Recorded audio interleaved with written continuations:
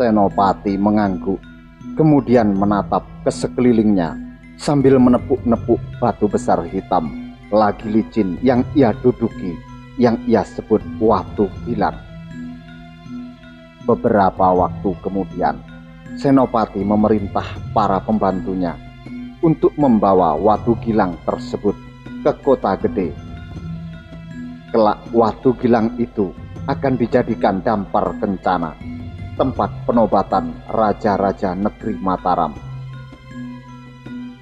Sementara itu, Lipura juga menjadi tempat yang mempunyai makna khusus bagi Trah Mataram. Kelak, saat cucu Senopati yang memerintah Mataram, yaitu Mas Rangsang yang bergelar Sultan Agung Hanyokrokusumo, pusat pemerintahan Mataram dipindahkan ke daerah di dekat Lipura, tepatnya di Kerta, daerah Bantul. Meskipun ibu kota negaranya tetap di kota gede yang sudah terlanjur ramai sebagai kota pusat perdagangan Mataram. Kali Opak berair jernih, deras alirannya, mengalir ia dari hulunya di kaki Gunung Merapi menuju muara di Segoro Kidul. Senopati hendak melakukan tapangeli, yakni bertapa dengan mengikuti aliran sungai di kali yang terletak di timur pusat Kademangan itu hingga sampai di Laut Kidul. Senopati menggunakan kayu jati tua yang disebut Tunggul Wulung untuk bertapa. Diikatnya tubuhnya pada potongan kayu itu dan segera menceburkan diri ke dalam sungai setelah membaca basmalah. Seketika telah berada di dalam aliran sungai, Senopati segera memejamkan matanya dan memasrahkan dirinya kepada Gusti Allah. Disatukannya pikiran dan kehendaknya tertuju kepada Gusti Allah. Dilantunkan doa dan pengharapan agar cita-citanya dapat dikabulkannya. Dalam sikap khusyuk tapanya, tibalah Senopati di hilir Kali Opak ketika malam tiba. Seketika ia membuka mata, agak terperanjat ia mendapati seekor ikan olor yang teramat besar. Ikan olor besar itu berenang di depan Senopati dengan pandangan mata memancarkan penghormatan dan kasih sayang. Sejenak Senopati menurunkan perasaan kagetnya. Senopati kemudian dapat mengenali ikan olor tersebut. Ia teringat pada peristiwa beberapa saat sebelumnya. Ikan olor itu pernah tertangkap para nelayan di Kali Samas ketika tengah menjaring ikan. Para nelayan itu kemudian menghaturkan ikan tersebut pada Senopati yang kebetulan berada di tempat itu. Senopati berterima kasih atas pemberian itu, namun merasa iba pula pada nasib sang ikan. Tak jadi dibawanya ikan itu ke Kademangan, melainkan diberinya hiasan jamang dan sumping emas. Lalu dilepasnya kembali ke sungai. Hidup bebaslah ikan olor itu kembali dan berniatlah membalas budi pada Senopati. Niat ikan olor itu seperti menemukan jawabannya ketika dilihatnya Senopati menghanyutkan diri dalam tapangelinya. Ikan olor itu lalu berenang cepat menjemput Senopati agar baik ke punggungnya. Senopati tersenyum, seperti mengerti kehendak sang ikan. Namun ia menolak tawaran ikan olor tersebut. Dimintanya ikan besar itu kembali berenang, mencari makan di tempatnya semula. Ikan olor pun mengangguk-anggukkan tubuhnya seperti memahami perintah Senopati. Segera ditinggalkannya Senopati. Senopati bergegas naik ke darat. Dilepasnya ikatan pada potongan kayu jati di tubuhnya. Berdiri ia kemudian di pinggir Laut Kidul. Senopati bergegas melangkah ke tengah lautan. Ia berjalan di atas air, bagaikan berjalan di atas tanah saja. Deburan ombak yang ganas tidak berpengaruh apa-apa padanya, membuat basah kulit dan pakaiannya pun tidak. Seraya berdiri di tengah samudera yang ganas, ia menatap lurus ke arah selatan. Disatukannya segenap pikiran dan perasaannya. Dengan kedua mata terpejam, ia khusyuk mengucap asma Allah dan dilanjutkan dengan lantunan doa-doa serta pengharapannya pada Gusti Allah, Sang Maha Penguasa alam semesta yang sejati. Tak lama, Senopati bersemedi di tengah laut sambil berdoa. Laut mendadak bergolak-golak, berguncang-guncang, bagai mendidih. Kian lama, kian bergolak, kian berguncang-guncang. Angin menderu-deru dari arah selatan ke utara. Badai pun datang. Gelombang laut setinggi gunung menderu, menghantam pesisir pantai melewati Senopati yang sedang bersemedi. Dahsyatnya ombak tersebut tidak menggoyahkan Senopati. Ia tidak mampu menggetarkan tubuh Senopati, bahkan membuat basah kulit dan pakaiannya pun tidak. Angin badai terus menderu-deru, berbaur dengan gelombang yang menghempas-hempaskan segala sesuatu yang berada di atasnya. Ikan-ikan terlempar ke daratan dan mati, tapi Senopati tidak goyah sedikit pun. Laku tapa Senopati tersebut meresahkan para penghuni Segoro Kidul. Saat itulah Kanjeng Ratu Kidul terkejut secara tiba-tiba. Seisi laut selatan geger, muncul badai yang sangat mengerikan. Semula Kanjeng Ratu Kidul menganggap bahwa kiamat telah datang. Ternyata pikiran itu salah. Kegaduhan di laut selatan ternyata berasal dari lantunan doa Panembahan Senopati yang tengah khusyuk bertapa. Begitu hebatnya daya laku Senopati, hingga Kanjeng Ratu Kidul memohon belas kasihan Panembahan Senopati untuk menghentikan bertapanya. Di saat itulah Kanjeng Ratu Kidul melihat sosok kesatria agung Panembahan Senopati yang sangat tampan lagi gagah, hingga membuat Kanjeng Ratu Kidul jatuh cinta kepada Panembahan Senopati. Dalam perjumpaan itulah kemudian Senopati Ing Alogo mengungkapkan keinginannya untuk mendirikan kerajaan Mataram dan meminta Ratu Kidul untuk membantu cita-citanya, mendirikan kerajaan Mataram. Atas bantuan Ratu Kidul inilah selanjutnya Senopati Ing Alogo benar-benar menjadi Raja Mataram pertama. Ratu Kidul bersedia membantu sepenuhnya cita-cita Senopati Ing Alogo dengan syarat seluruh keturunan Panembahan Senopati yang menjadi raja bersedia menjadi suami Ratu Kidul. Senopati Ing Alogo bersedia dengan syarat perkawinan tersebut tidak menghasilkan anak. Senopati pun diundang untuk datang ke istana Laut Kidul yang berada di dasar laut yang tak kasat mata. Pernikahan mereka pun berlangsung selama 7 hari 7 malam.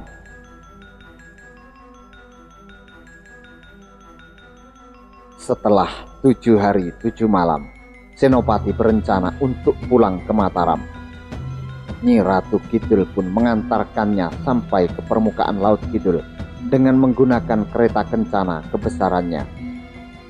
Ketika sampai ke permukaan, Nyi Ratu pun pamit kembali ke istananya. Sekonyong-konyong Laut Kidul kembali bergejolak hebat, lalu mendadak bergolak-golak, berguncang-guncang, bagai mendidih, kian lama kian bergolak, kian berguncang-guncang. Angin menderu-deru dari arah selatan ke utara. Badai pun datang. Gelombang laut setinggi gunung menderu, menghantam pesisir pantai, sama persis ketika Senopati memulai tapanya sebelum didatangi Nyai Roro Kidul.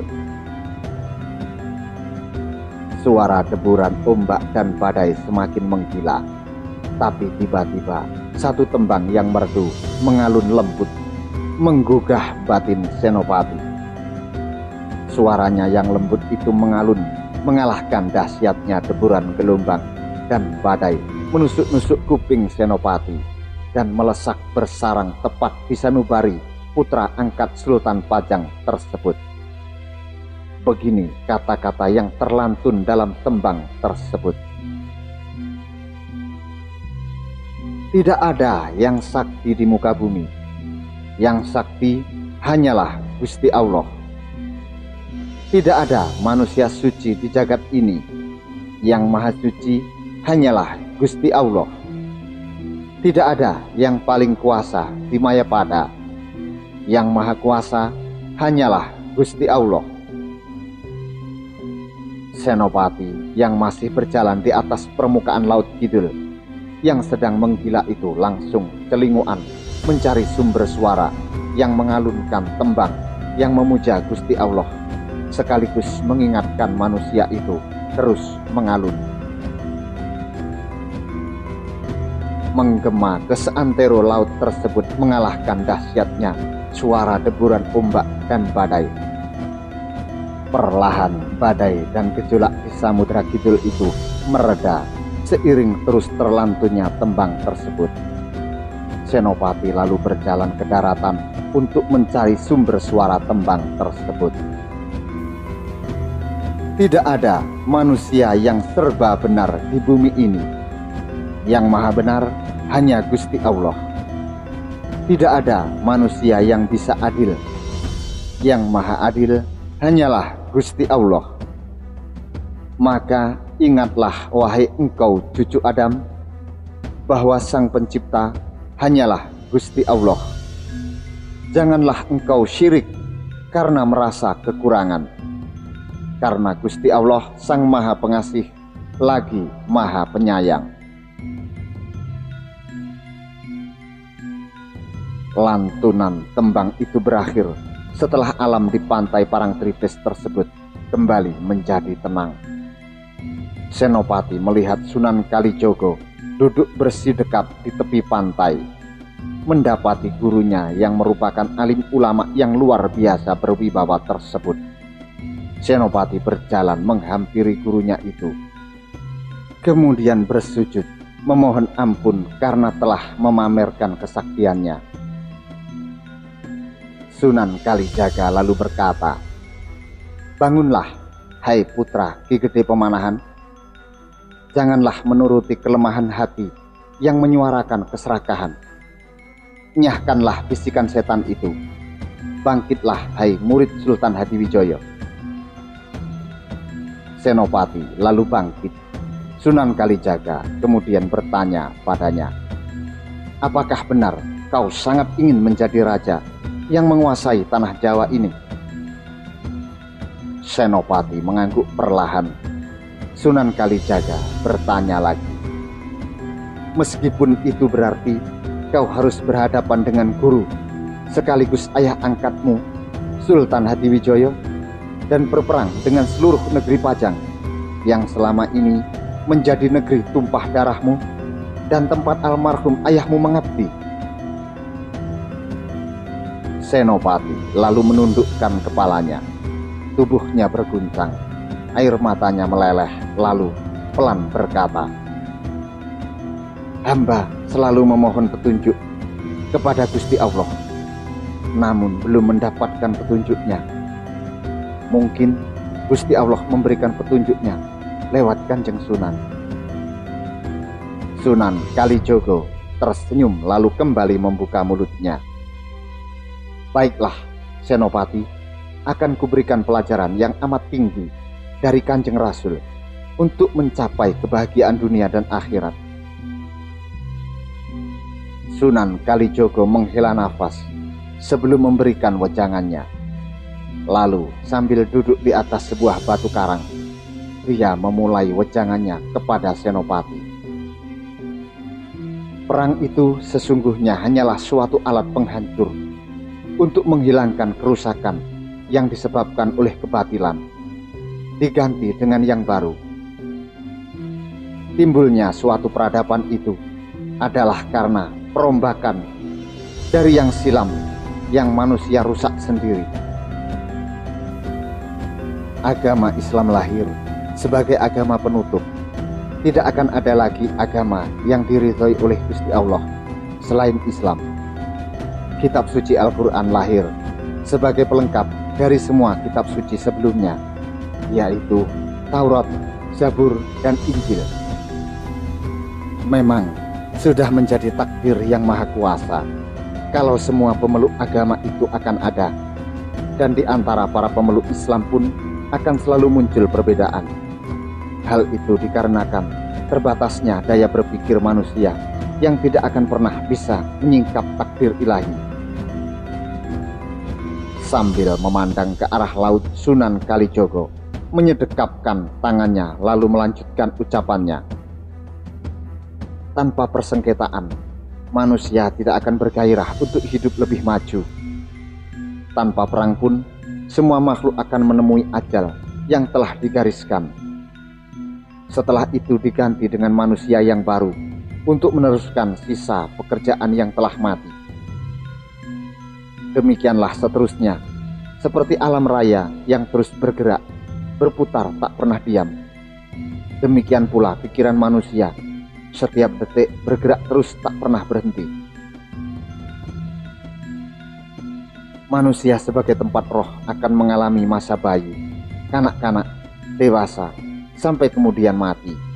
Bagi yang tawakal berserah diri kepada Gusti Allah, tidak akan goncang hatinya.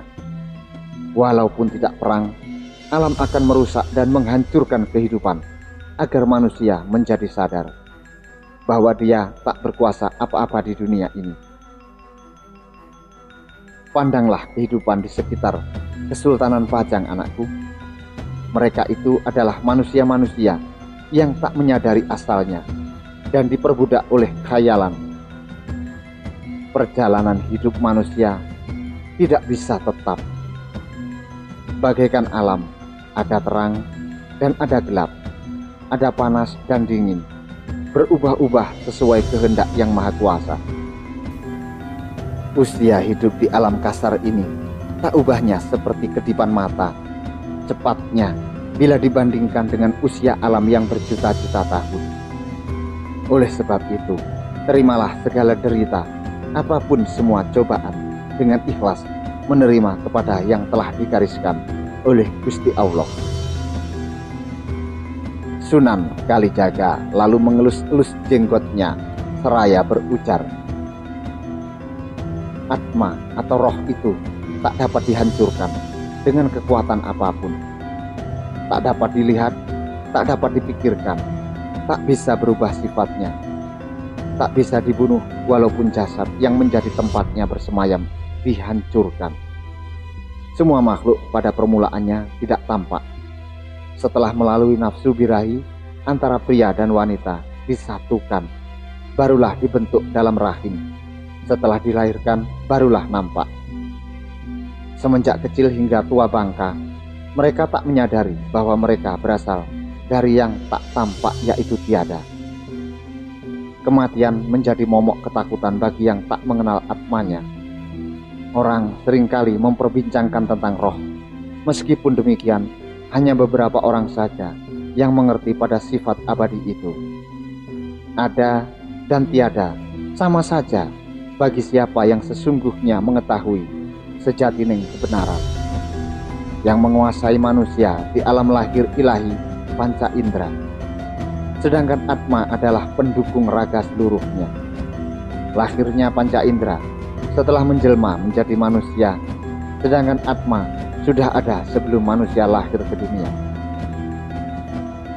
Tetapi janganlah menyekutukan Atma dan panca indera, karena di dalam panca indera itu terdapat nafsu pikiran, itikat perasaan dan akal. Siapa yang beritikat baik, pikirannya pun akan tenang. Nafsunya dapat terkendalikan, perasaannya akan lebih tajam, dan akalnya pun akan lebih cerdas. Siapa yang dapat mengendalikan seluruh panca indera dan memusatkan akal budinya terhadap Atma untuk bersujud, berserah diri kepada ilahi, dialah yang akan menemukan kebahagiaan sejati, non-abadi dunia akhirat. Ilahi adalah yang tak ada habis-habisnya, dan tertinggi yang menciptakan alam semesta dengan segala isinya.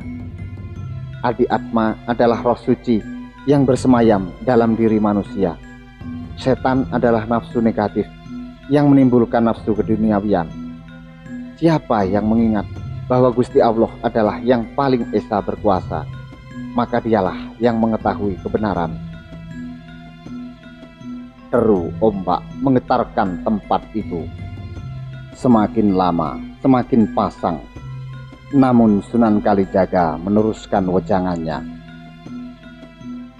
Orang yang sempit pikirannya menganggap ilahi itu hanya bersifat tidak kelihatan dan beranggapan ilahi itu omong kosong belaka yang tidak masuk akal.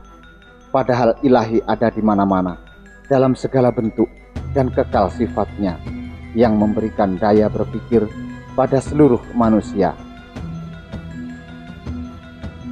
Bukan ilmu ataupun kesaktian fisik yang bisa menuntun ke jalan yang manunggal di jalan ilahi. Karena ilmu tanpa disertai budi dan kesaktian lahir adalah kesombongan dan kemurkaan. Dia yang beriman, bertakwa, dan bertawakal kepadanya dan berikhtiar mempersatukan dia dengan ilahi sambil menjalankan kebajikan dan menyebarkan ajaran ilahi, dia akan mencapai sifat yang diridhoi Gusti Allah untuk menjadi khalifah umatnya. Apa yang disebut pri kebajikan adalah rendah hati, jujur, sabar, dapat melepaskan pikiran dan hawa nafsu keduniawian, dan tidak menyimpan kebencian. Siapa yang melihat bahwa benda yang saling bunuh dan bukan rohnya? Siapa yang mengakui segala yang terjadi akibat kesalahannya sendiri?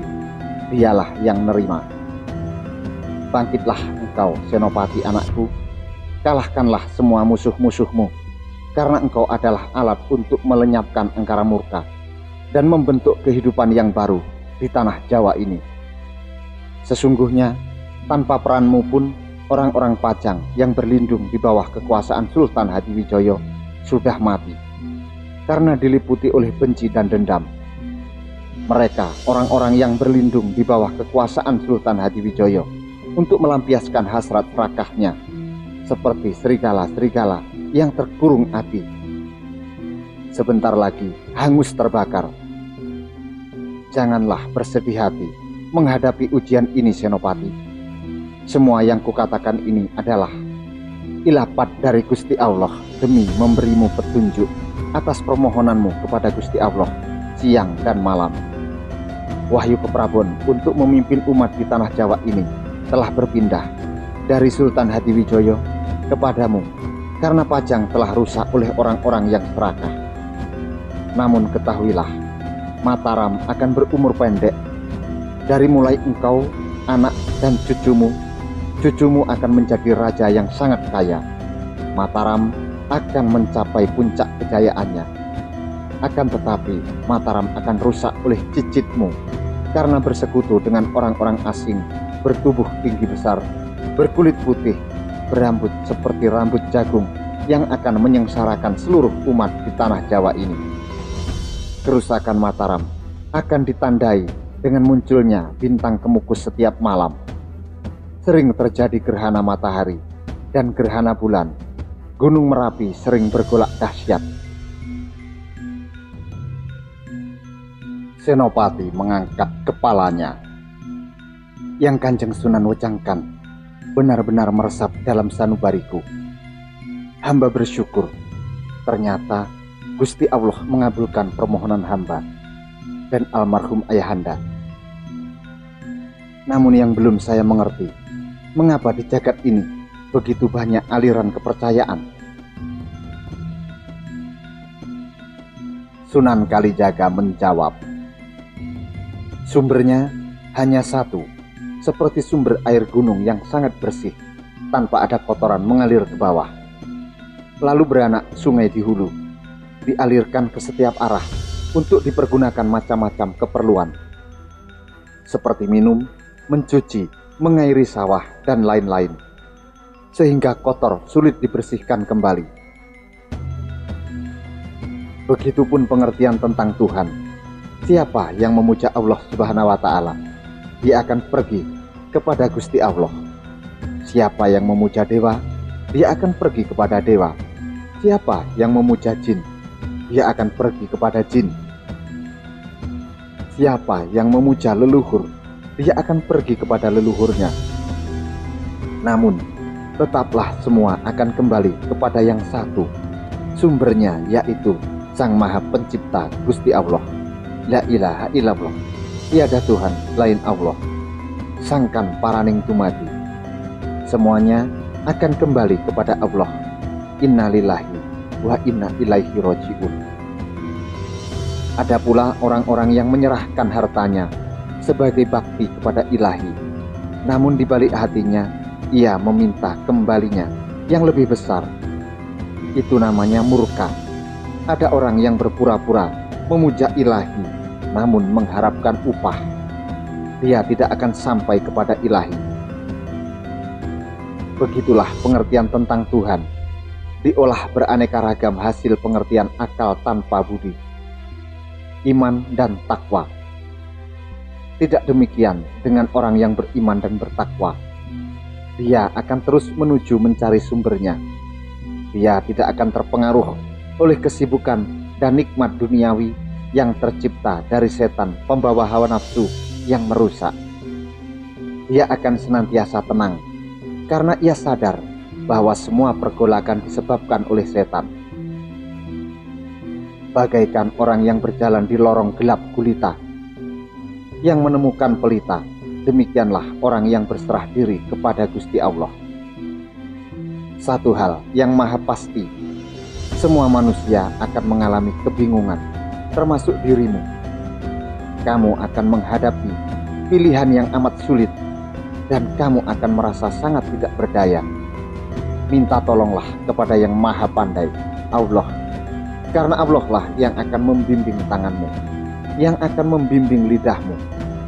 Kalau kamu mau mendekatkan kepadanya, dalam hatimu ada Allah, dalam darahmu ada Allah, dalam nafasmu ada Allah, dalam setiap gerak langkahmu ada Allah.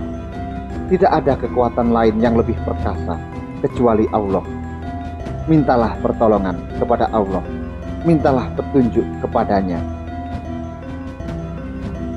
Senopati lalu bangun. Sunan Kalijaga lalu mengajaknya pulang ke kota gede. Mari anakku, aku ingin melihat rumahmu dan kota yang telah engkau bangun. Senopati menjawab, mari Kanjeng Sunan. Senopati melangkah beriringan dengan Sunan Kalijaga sambil menundukkan kepalanya. Entah bagaimana, tiba-tiba hari sudah malam dan mereka sudah sampai di Mataram. Padahal Senopati merasa ia baru melangkah beberapa langkah saja mengiringi Sunan Kalijaga dari pantai selatan. Sekarang tahu-tahu mereka sudah sampai di Mataram. Sungguh Senopati yang terkenal sangat dikdaya itu langsung merasa sangat kecil. Merasa kesaktiannya tidak ada apa-apanya dibanding Sunan Kalijaga. Di atas awan memang ada langit, dan di atas langit masih ada langit, terus sampai 7 petolo langit. Saat itu dilihatnya Ki Juru Mertani yang baru saja pulang dari puncak Gunung Merapi. Senopati pun memanggil pamannya. Ki Juru Mertani langsung menoleh dan terkejut ketika melihat sosok gurunya yang sedang berjalan bersama Senopati. Dia langsung menghampiri Sunan Kalijogo dan menjurah hormat. Ki Juru, dari mana malam-malam begini? Tanya Sunan Kalijogo sambil menepuk pelan pundak Ki Juru Mertani yang menjurah hormat padanya. Saya baru saja dari puncak Gunung Merapi, Kanjeng Sunan, jawab Ki Juru Mertani. Sunan Kalijaga mengangguk-angguk sambil tersenyum. Iya, Senopati dari Parangtritis, pamannya dari Gunung Merapi. Bagus. Memang ada baiknya orang pergi ke tempat sepi untuk merenung. untuk menghitung betapa besar kekuasaan Allah yang membuat laut menjadi asin, padahal air yang mengalir dari sungai rasanya tawar. Menciptakan air menjadi dingin dan api menjadi panas, dan yang mengatur datangnya pagi dan malam tepat pada waktunya, mengatur matahari terbit dari timur dan tenggelam di barat, mengatur bintang gemintang tak bertabrakan.